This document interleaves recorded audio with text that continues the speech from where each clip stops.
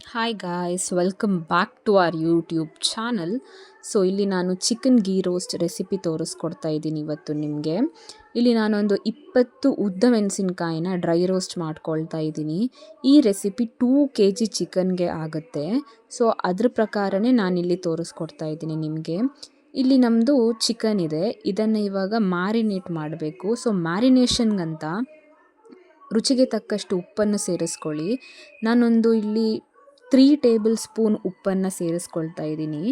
ಮತ್ತು ಒಂದು ಸ್ವಲ್ಪ ಅರಿಶಿನ ಪುಡಿ, ನಾನ್ ವೆಜ್ಗೆ ಅರಿಶಿನ ಪುಡಿ ಎಲ್ಲ ಹಾಕಿದ್ರೆ ತುಂಬ ಒಳ್ಳೆಯದು. ಮತ್ತು ಇಲ್ಲಿ ಒಂದು 1/2 ಲೀಟರಷ್ಟು ನಮ್ಮ ಹತ್ರ ಕರ್ಡ್ ಇದೆ. ಈ ಪೂರ್ತಿ ಕರ್ಡನ್ನು ನಾನು ಸೇರಿಸ್ಕೊಳ್ತಾ ಇದ್ದೀನಿ, ಯಾಕಂದರೆ ಚಿಕನ್ ತುಂಬ ಟೆಂಡರಾಗಿ ಬರುತ್ತೆ. ನೀವು ಎಷ್ಟು ಕರ್ಡ್ ಹಾಕ್ತೀರಾ ಅಷ್ಟು ತುಂಬ ಜ್ಯೂಸಿಯಾಗಿ ಬರುತ್ತೆ ಚಿಕನು. ಮತ್ತು ಇಲ್ಲಿ 1 ಟೇಬಲ್ ಸ್ಪೂನ್ ಗೀ ಸೇರಿಸ್ಕೊಳ್ತಾ ಇದ್ದೀನಿ, ಯಾಕಂದರೆ ತುಂಬ ಚೆನ್ನಾಗಿ ಫ್ಲೇವರ್ ಕೊಡುತ್ತೆ ಇದು. ಆಮೇಲೆ ಇಲ್ಲಿ home made ginger garlic paste ಇದೆ, ಇದನ್ನು 2 ಟೇಬಲ್ ಸ್ಪೂನ್ ನಾನು ಸೇರಿಸ್ಕೊಳ್ತಾ ಇದ್ದೀನಿ.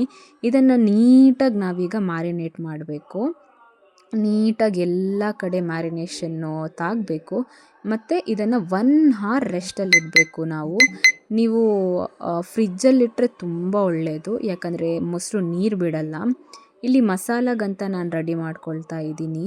ಮಸಾಲಾಗಂತ ಇಲ್ಲಿ ನಾವು ಡ್ರೈ ರೋಸ್ಟ್ ಮಾಡ್ಕೊಂಡಿರೋ ಒಣಮೆಣಸಿನ್ಕಾಯಿ, 1/2 ಆನಿಯನು ಸ್ವಲ್ಪನೇ, ಮತ್ತು ಒಂದು 5 ಬಿಡಿ ಬೆಳ್ಳುಳ್ಳಿ ಚೂರೆ ಹಾಕ್ಕೊಳ್ಳಿ, ಯಾಕಂದರೆ ನಾವು ಪೇಸ್ಟ್ ಹಾಕ್ಕೊಂಡಿದ್ದೀವಿ.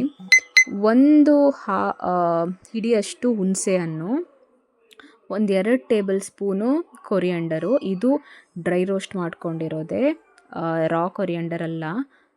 1.5 ಟೇಬಲ್ ಸ್ಪೂನಷ್ಟು ಜೀರಿಗೆ, ಸ್ವಲ್ಪ ಮೆಂತೆ, ನಾನ್ ವೆಜ್ಗೆ ಸ್ವಲ್ಪ ಮೆಂತೆ ಹಾಕಲೇಬೇಕು. ಅದಾದಮೇಲೆ ಇದು ಪ್ರೋ ಟಿಪ್ಪು, ಗೀ ರೋಸ್ಟ್ ಒಂದು ಸ್ವಲ್ಪ ಸ್ವೀಟ್ ಸೈಡ್ಗೂ ಇರಬೇಕು, ಅದಕ್ಕೆ ಒಂದು ಚಿಕ್ಕ ಬೆಲ್ಲ ಹಾಕ್ಕೊಳ್ತಾ ಇದ್ದೀನಿ ಮಸಾಲಾಗೆ.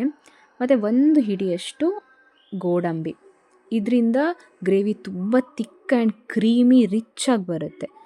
ಇದನ್ನು ಎಷ್ಟು ಬೇಕಷ್ಟು ನೀರನ್ನು ಸೇರಿಸ್ಕೊಂಡು ನುಣ್ಣಗೆ ಪೇಸ್ಟ್ ಮಾಡ್ಕೊಳ್ಳಿ. ತುಂಬ ನೈಸಾಗಿ ಬರಬೇಕು ಈ ಪೇಸ್ಟು, ಎಷ್ಟು ನೈಸಾಗಿ ಬಂದರೆ ಅಷ್ಟು ಒಳ್ಳೆಯದು. ಸೊ ನೋಡಿ, ಇಷ್ಟು ತಿಕ್ಕಾಗಿ ಬಂದಿದೆ ಪೇಸ್ಟು, ಈ ಕನ್ಸಿಸ್ಟೆಂಟಲ್ಲೇ ಇಟ್ಕೊಳ್ಳಿ. ಇವಾಗ ನಾನು ಫ್ರಿಜ್ಜಿಂದ ಚಿಕನನ್ನು ತಗೊಂಡೆ, ನೋಡಿ ನೀಟಾಗಿ ಮ್ಯಾರಿನೇಟ್ ಆಗಿದೆ. ಇವಾಗ ಒಂದು ಪ್ಯಾನಲ್ಲಿ ಒಂದು 3 to 4 tablespoon ghee, main ಫ್ಲೇವರೇ ಗೀ ಇದಕ್ಕೆ, ಎಷ್ಟು ಗೀ ಆಗುತ್ತೆ ಅಷ್ಟು ಗೀನ ಹಾಕ್ಕೊಳ್ಳಿ. ಒಂದು 4 ಟೇಬಲ್ ಸ್ಪೂನ್ ಗೀ ಹಾಕ್ಕೊಂಡಿದ್ದೀನಿ. ಮತ್ತು ಗರಂ ಮಸಾಲ ಚೂರೆ, ಒಂಚೂರು ಚಕ್ಕೆ ಲವಂಗ ಸ್ಟಾರು, ಆಮೇಲೆ ಕರಿಬೇವು ಸೊಪ್ಪು ಸ್ವಲ್ಪ, ಅದಾದಮೇಲೆ ಈರುಳ್ಳಿ ಸೇರಿಸ್ಕೋಬೇಕು. ನಾನಿಲ್ಲಿ 2 ಮೀಡಿಯಮ್ ಸೈಜ್ ಈರುಳ್ಳಿ ತಗೊಂಡಿದ್ದೀನಿ. ನೀಟಾಗಿ ಫ್ರೈ ಮಾಡ್ಕೊಳ್ಳಿ ಈರುಳ್ಳಿನ ಒಂದು ಸ್ವಲ್ಪ ದಪ್ಪನೇ ಕಟ್ ಮಾಡ್ಕೊಂಡಿದ್ದೀನಿ ನಾನು, ಗೀ ರೋಸ್ಟ್ಗೆ ಚೆನ್ನಾಗಿರುತ್ತೆ ಅಂತ. ನೀಟಾಗಿ ತುಪ್ಪದಲ್ಲಿ ಫ್ರೈ ಮಾಡ್ಕೊಳ್ಳಿ ಈರುಳ್ಳಿನ. ಇವಾಗ ಇದು ಚೆನ್ನಾಗಿ ಫ್ರೈ ಆಗಿದೆ. ಇವಾಗ ಇದಕ್ಕೆ ನಮ್ಮ ಮಸಾಲಾನ ಸೇರಿಸ್ಕೊಳ್ಳೋಣ. ಮಸಾಲಾನ ಸೇರಿಸ್ಕೊಂಡ್ಮೇಲೆ ನೀವು ಲೋ ಫ್ಲೇಮಲ್ಲಿ ಚೆನ್ನಾಗಿ ಮಸಾಲಾನ ತುಪ್ಪದಲ್ಲಿ ಫ್ರೈ ಮಾಡ್ಕೋಬೇಕಾಗತ್ತೆ. ಇದರಿಂದಲೇ ಗೀ ರೋಸ್ಟ್ಗೆ ತುಂಬ ಒಳ್ಳೆ ಫ್ಲೇವರ್ ಬರುತ್ತೆ. ಎಷ್ಟೊತ್ತಾಗುತ್ತೆ ಅಷ್ಟು ಹೊತ್ತು ನೀವು ತುಪ್ಪದಲ್ಲಿ ಫ್ರೈ ಮಾಡ್ಕೊಳ್ಳಿ ಮಸಾಲಾನ. ನೋಡಿ ಎಷ್ಟು ರಿಚ್ಚಾಗಿ ಕಾಣ್ತಿದೆ ಮಸಾಲ, ತುಂಬ ಕ್ರೀಮಿಯಾಗಿ ಬಂದಿದೆ ಮಸಾಲ. ಸ್ವಲ್ಪ ಲಿಡ್ ಕ್ಲೋಸ್ ಮಾಡಿ ಕುಕ್ ಮಾಡಿ. ಸೈಡಲ್ಲೆಲ್ಲ ತುಪ್ಪ ಬಿಟ್ಕೊಳ್ಳುತ್ತೆ ನೋಡಿ, ಸೈಡಲ್ಲೆಲ್ಲ ತುಪ್ಪ ಬಿಟ್ಕೊಂಡ್ರೆ ನಿಮ್ಮ ಮಸಾಲ ಕುಕ್ಕಾಗಿದೆ ಅಂತ ಅರ್ಥ. ಇದನ್ನು ಸ್ವಲ್ಪ ಟರ್ನ್ ಮಾಡ್ಕೊಳ್ತಾನೆ ಇರಿ, ಯಾಕಂದರೆ ತಳ ಹಿಡಿಯುತ್ತೆ. ಇವಾಗ ಇದಕ್ಕೆ ಮ್ಯಾರಿನೇಟ್ ಮಾಡ್ಕೊಂಡಿರೋ ಚಿಕನ್ ಸೇರಿಸ್ಕೋಬೇಕು. ಇಲ್ಲಿ ನಮ್ಮ ಹತ್ರ ಒಂದು ಸ್ವಲ್ಪ ಕ್ವಾಂಟಿಟಿ ಚಿಕನ್ ಜಾಸ್ತಿನೇ ಇದೆ.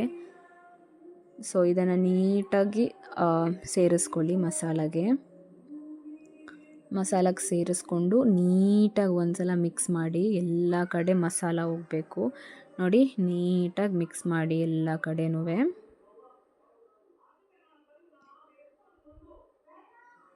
ಎಷ್ಟು ಚೆನ್ನಾಗಿ ಮಿಕ್ಸ್ ಮಾಡ್ತೀರಾ ಅಷ್ಟು ಒಳ್ಳೆಯದು.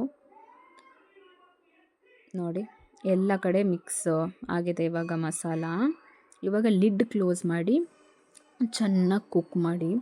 ಯಾಕಂದರೆ ಮೊಸರು ಹಾಕಿದ್ದೀವಲ್ಲ ಅದರಿಂದ ನೀರು ಬಿಟ್ಕೊಳ್ಳುತ್ತೆ, ನೋಡಿ ನೀರು ಬಿಟ್ಕೊಳ್ಳುತ್ತೆ. ಬಟ್ ನೀವು ನೀರು ಬಿಟ್ಕೊಳ್ಳುತ್ತೆ ಅಂತ ಆಫ್ ಮಾಡೋದಕ್ಕೆ ಹೋಗಬೇಡಿ. ಎಷ್ಟು ಆಗುತ್ತೆ ಅಷ್ಟು ನೀವು ಗಟ್ಟಿ ಇಟ್ಕೋಬೇಕು ಈ ಮಸಾಲಾನ. ಸ್ವಲ್ಪ ಉಪ್ಪು ಸೇರಿಸ್ಕೊಂಡಿದ್ದೀನಿ ನಾನು, ಚೂರು ಕಮ್ಮಿ ಇದೆ ಅಂತ. ಇವಾಗ ನೋಡಿ ಕ್ವಾಂಟಿಟಿ ಆಫ್ ಗ್ರೇವಿ ಕಮ್ಮಿ ಆಗಿದೆ ಅಲ್ವಾ. ನೀವು ಎಷ್ಟು ಸ್ಲೋ ಫ್ಲೇಮಲ್ಲಿ ಕುಕ್ ಮಾಡ್ತೀರೋ ಅಷ್ಟು ಚೆನ್ನಾಗಿ ಬರುತ್ತೆ ಚಿಕನ್ ಗೀ ರೋಸ್ಟು. ಇವಾಗ ಗ್ರೇವಿ ನಮಗೆ ಎಷ್ಟು ಬೇಕು ಅಷ್ಟಾಗಿದೆ ನೋಡಿ. ಇವಾಗ ನೋಡಿ ಸೈಡಲ್ಲಿ ಹೆಂಗೆ ನೀಟಾಗಿ ತುಪ್ಪ ಎಲ್ಲ ಬಿಟ್ಕೊಂಡಿದೆ ಅಂತ. ಸೊ ಇದಾಗಿತ್ತು ಇವತ್ತಿನ ವಿಡಿಯೋ. ನಿಮಗೆ ರೆಸಿಪಿ ಲೈಕ್ ಆಗಿದ್ದರೆ ಲೈಕ್ ಮಾಡಿ.